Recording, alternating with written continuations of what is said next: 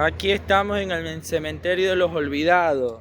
Todo extranjero en la época de los 70, 80 están enterrados aquí. Todo extranjero que no reconocían su cuerpo está enterrado en este cementerio.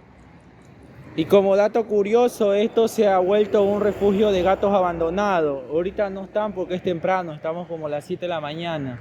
Ahorita están dormidos los gatos, pero hay gente de buen corazón que viene a darle comida a los gatos. Aquí hay bastantes gatos abandonados, sin hogares, que ya no funciona. Como ustedes ven, tiene cadena el cementerio porque ya no funciona. Solo la parte de allá adelante funciona, pero esto ya no funciona. Pero como dato curioso, si quieres entrar a este cementerio de los olvidados, tienes que entrar por el cementerio general, por la parte que sí funciona. De ahí tienes que subir la loma y bajar y ahí este cementerio conecta con el otro.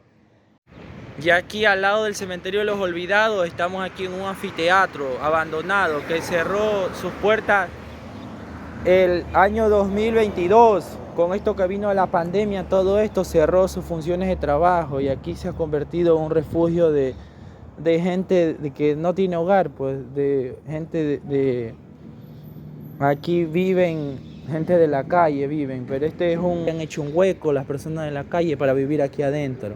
Aquí está la entrada del anfiteatro, hay que ver que no haya nadie porque como repito, aquí viven gente de la calle, han hecho refugio, pero por lo visto ahorita no hay nadie, por lo visto. Ahorita no hay nadie, miren, aquí la otra vez que yo pasé había gente de la calle viviendo aquí.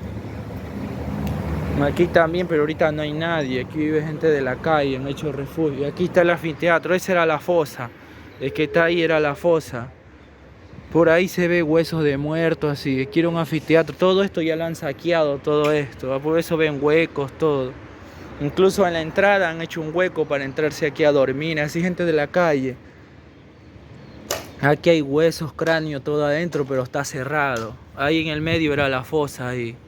Aquí todo cuerpo que morían y todo cuerpo que no era reclamado por los familiares venían aquí a hacer estudios para la medicina. Los estudiantes hacían estudios aquí.